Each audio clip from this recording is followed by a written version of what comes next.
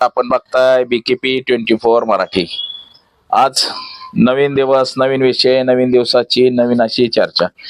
आज चर्चा घेऊन आलोय म्हणजे बघा, महाराष्ट्रामध्ये उद्धव ठाकरे यांच्या शिवसेनेला चांगले दिवस येत आहेत की काय, अशी स्थिती निर्माण झालेली आहे.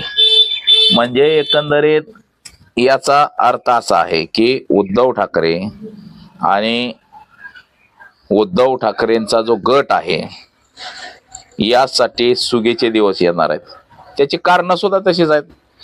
देश पातळीवरती प्रादेशिक पक्षाची होणारी जी पिछेहाट आहे, यामुळं पश्चिम बंगालमधलं जे तृणमूल काँग्रेस आहे आणि महाराष्ट्रातलं राष्ट्रवादी काँग्रेस, शेकाप असेल, म्हणजे जे काँग्रेस विचारसरणीचे जे पक्ष आहेत, हे पक्ष काँग्रेसमध्ये विलीन होणार आहेत का, आणि ते का विलीन होणार आहेत, तर नेमक्या ह्या चर्चाच आहेत का सगळ्या गोष्टी खऱ्या आहेत त्या, की बाबा हे खरंच आता विलीन होणार आहे, मग आता इतर पक्ष राहणारच नाहीत का.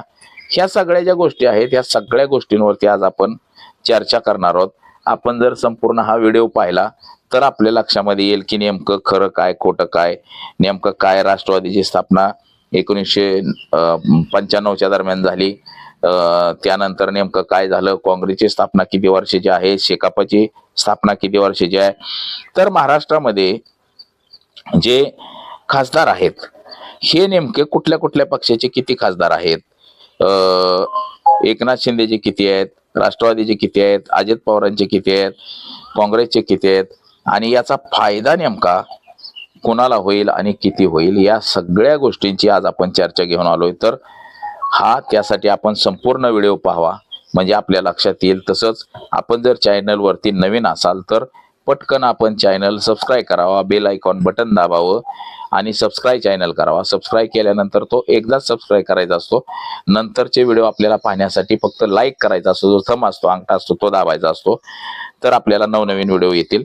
तर चला चर्चेला सुरुवात करूया.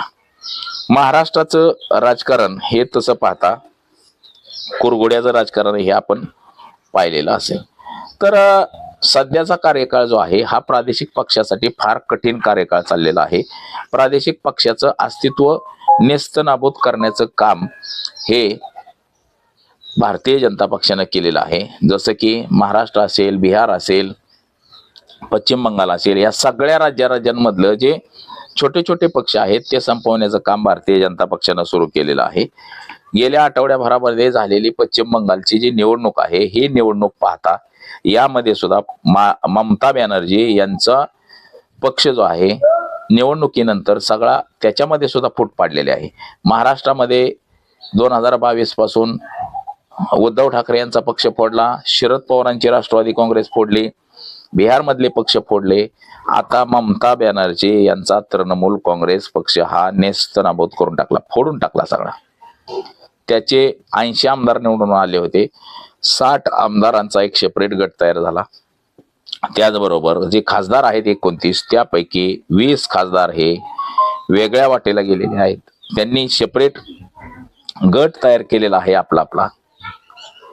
म्हणजे याचं कारण असं झालेलं आहे की भारतीय जनता पक्षानं हे सगळे सगळे आमदार असतील, खासदार असतील, छोट्या छोट्या पक्षांचे फोडायचा सपाटा लावलेला आहे. आता तुम्ही म्हणाल की याच्यामध्ये उद्धव ठाकरेंचा काय फायदा, तर तो सुद्धा मी पुढे जाऊन सांगणार आहे. शरद पवारांचा काय फायदा आहे का याच्यामध्ये, हे सुद्धा पुढे जाऊन सांगणार आहे. तर महाराष्ट्राचं जर उदाहरण आपण पाहिलं तर महाराष्ट्रामध्ये आमदारांची संख्या आहे 288. 2024ला जी विधानसभा निवडणूक झाली यामध्ये आता निवडून कुठल्या पक्षाचे किती आले बघा, 132 महायुती, आपलं भारतीय जनता पक्षाचे 132 निवडून आले, 57 एकनाथ शिंदेचे निवडून आले, आणि राष्ट्रवादी काँग्रेसचे 41 निवडून आले, आणि जनस्वराज्य पक्ष 2 निवडून आले, राष्ट्रीय समाज पक्षाचा 1 आला, राजश्री शाहूचा 1 आला, युवा स्वाभिमान पार्टीचा 1 आला, आणि अपक्ष 1 आला. आता महायुतीचा संख्याबळ झालेला आहे 215 वरती. तर आता महाविकास आघाडीचे किती आले, फक्त 50 आमदार निवडून आले. त्यामध्ये उद्धव ठाकरेंचे 20, राष्ट्रीय काँग्रेसचे 16, राष्ट्रवादी काँग्रेस शरद पवारांचे 10, आणि CPMचा 1 शेतकरी कामगार पक्षाचा एक निवडून आला म्हणजे सांगोल्याचे. तर हे झालं संख्याबळ.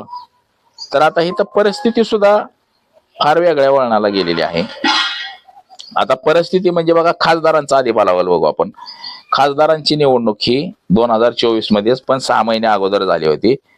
तर या ठिकाणी खासदार बघा, महायुतीला 17 मिळालेले आहेत. त्यात बीजेपीचे 9, शिवसेना शिंदे गट 7 आणि अजित पवारांचा 1 असे मिळून त्यांना मिळालेले 17. तर महाविकास आघाडीला 30 खासदार निवडून आणता आले. काँग्रेसचे 13, उद्धव ठाकरेंचे 9 आणि राष्ट्रवादी काँग्रेस शरद पवारांचे 8 एवढे खासदार निवडून आणता आले. आणि एक अपक्ष निवडून आला, तो अपक्ष सुद्धा काँग्रेसचाच होता, विशाल पाटील नावाचा. आता राज्यसभेवरती बघा 19 जागा आहेत राज्यसभेच्या. त्यापैकी एनडीएच्या 15 जागा आहेत, भाजपच्या 8 आहेत, राष्ट्रवादी अजित पवारांच्या 4 आहेत, एकनाथ शिंदेच्या शिवसेनेच्या 2 आहेत आणि आरपीआयला 1 दिलेली आहे. तर महाविकास आघाडीच्या 4 आहेत, त्यामध्ये काँग्रेसच्या 2, राष्ट्रवादी काँग्रेसची 1 आणि शिवसेनेची 1 आहे. आता सध्याचे जे प्रमुख काही खासदार आहेत ते अशोक चव्हाण, मेघा कुलकर्णी, विनोद तावडे, प्रफुल्ल पटेल, आता त्यांना हे केलेलं आहे, पार्थ पवार, मिलिंद देवरा, चंद्रकांत हांडोरे, इम्रान प्रतापगडी, संजय राऊत, शरद पवार असे जे काही खासदार आहेत. तर आता हे सगळं संख्या बलाबल आहे, महायुतीचं आहे, महाविकास आघाडीचं आहे. आता हे सगळं असताना आता ह्याच्यामध्ये उद्धव ठाकरेंचा फायदा कसा होईल? आता छोटे छोटे जे पक्ष आहेत हे भारतीय जनता पक्षानं सगळं सुपडासाप करत आणलेले आहेत. शाकापै एवढा मोठा पक्ष सगळा संपलेला आहे. शरद पवारांचे राष्ट्रवादी एवढा मोठा पक्ष फूट पाडली, अजित पवारांचा सेपरेट पक्ष झाला. उद्धव ठाकरेंची शिवसेना, त्याच्यामध्ये एकनाथ शिंदेंना बाजूला करून त्याच्यामध्ये फूट पाडली. लोकसभेला जागा आल्या परंतु विधानसभेला येऊ दिल्या नाही त्या. तर पश्चिम बंगालमध्ये सुद्धा ममता बॅनर्जीचं सुद्धा हीच अवस्था करून टाकलेली आहे. बिहारमध्ये सुद्धा असंच झालेलं आहे. तर आता ह्याच्यामध्ये बघा जर आता विलिनीकरणाच्या चर्चा सुरू झालेल्या आहेत. आपण पाहिलं की त्या दिवशी संजय राऊत काय म्हणले की काँग्रेस विचारधारेचे जे जे पक्ष आहेत म्हणजे काँग्रेसमध्ये फुटून वेगळे. आता समाजवादी पक्ष म्हणलं आपण मुलायम सिंग यादवाचा, तर तो समाजवादी विचारावरती पक्ष तयार झालेला आहे. समाजवादी पक्ष तो काँग्रेस विचारधारेचा पक्ष नाही आणि काँग्रेसमध्ये फुटून झालेला नाही. तो काँग्रेस समाजवादी विचारधारेचा पक्ष आहे. तर तृणमूल काँग्रेस हा काँग्रेसमधून फुटून तयार झालेला पक्ष आहे, तृणमूल काँग्रेस. तर तो पक्ष काँग्रेसमध्ये विलीन करावा असं सोनिया गांधींनी ऑफर दिलेली आहे आणि राष्ट्रीय उपाध्यक्ष ममता बॅनर्जीला करू अशी ऑफर सुद्धा दिलेली आहे. आणि त्यावर संजय राऊत यांनी सुद्धा सूचक सांगितलेलं होतं की काँग्रेस विचारधारेच्या पक्षांनी काँग्रेसमध्ये विलिनीकरण झालं पाहिजे आणि काँग्रेसमधून लढलं पाहिजे, तर काँग्रेसच्या जागा ह्या वाढतील असं म्हटलं गेलेलं आहे. तसंच महाराष्ट्रामध्ये सुद्धा शरद पवार यांचा राष्ट्रवादी काँग्रेस आणि शेकाप म्हणजे शेतकरी कामगार पक्ष या पक्षांनी सुद्धा भारतीय काँग्रेसमध्ये विलीन म्हणजे त्याच्यामध्ये पक्ष आपला विलीन केला पाहिजे. म्हणजे काँग्रेसची ताकद ही महाराष्ट्रामध्ये वाढेल, देशामध्ये काँग्रेसची ताकद वाढेल आणि भाजपला कोण हरवू शकतं तर तो पक्ष फक्त म्हणजे काँग्रेसच पक्ष हरवू शकतो, दुसरं कोणीही हरवू शकत नाही अशी चर्चा सध्या जोर धरलेली आहे. तर शेकाप सुद्धा महाराष्ट्रातला, तसंच हैदराबादचा तेलंगणाचा SR रेड्डी यांचा जो YSR काँग्रेस पक्ष जो आहे तर तो पक्ष सुद्धा यामध्ये म्हणजे काँग्रेस पक्षामध्ये विलीन करावा अशीच त्यांची सुद्धा जगनमोहन रेड्डीचा पक्ष आहे त्याचं सुद्धा तशीच चर्चा आहे. आता तामिळनाडू वगैरे तो पट्टा जर बघितला ते MK स्टॅलिन वगैरे त्यांचे स्वतःचे त्या विचारधारेचे पक्ष आहेत तिथले. तर काँग्रेस विचारधारेचे म्हणजे काँग्रेसमध्ये फुटून जे जे पक्ष झालेले आहेत त्या त्या पक्षांनी काँग्रेसमध्ये सहभागी व्हावं असं आवाहन शिवसेनेचे जे सध्याचे प्रमुख आहेत उद्धव ठाकरे यांनी केलेले आहे आणि त्यांनी ती भूमिका बजावलेली आहे. सोनिया गांधीशी बोलून, शरद पवारांशी बोलून, शेकापच्या नेत्याशी बोलून, ममता बॅनर्जीशी बोलून हे सगळी चर्चा त्यांनी घडवून आणलेली आहे. आणि जर हे पक्ष तर त्याच्यामध्ये विलीन झाले तर मात्र बघा महाराष्ट्रामध्ये 2च पक्ष उद्धव ठाकरेंची शिवसेना राहील आणि काँग्रेस अशी जी आघाडी आहे यांच्या सब समान जागा वाटून घेतील आणि त्यामध्ये शिवसेनेचा फायदाच होईल असं हे एकंदरीत दिसते. आणि उद्धव ठाकरे यांनी ही जी भूमिका बजावलेली आहे या भूमिकेचे सुद्धा सगळीकडून स्वागत केलं जाते. आणि शिवसेना म्हणजे उद्धव ठाकरेंच्या शिवसेनेला येणाऱ्या काळामध्ये चांगले दिवस येतील असंही आपल्याला एकंदरीत दिसते.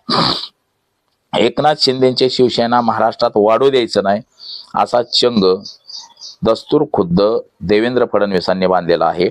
आणि एकनाथ शिंदेच्या शिवसेनेला जे शिवसेना काय एकनाथ शिंदे काय निर्णय घेतात तो हाणून पाडण्याचं काम देवेंद्र फडणवीस करत असतात.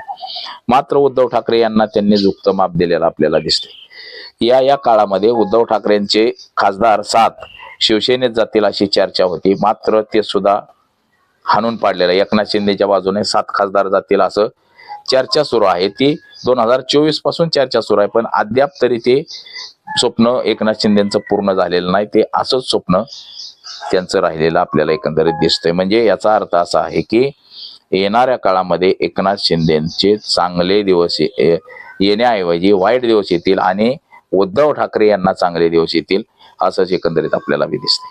तर आज एवढंच.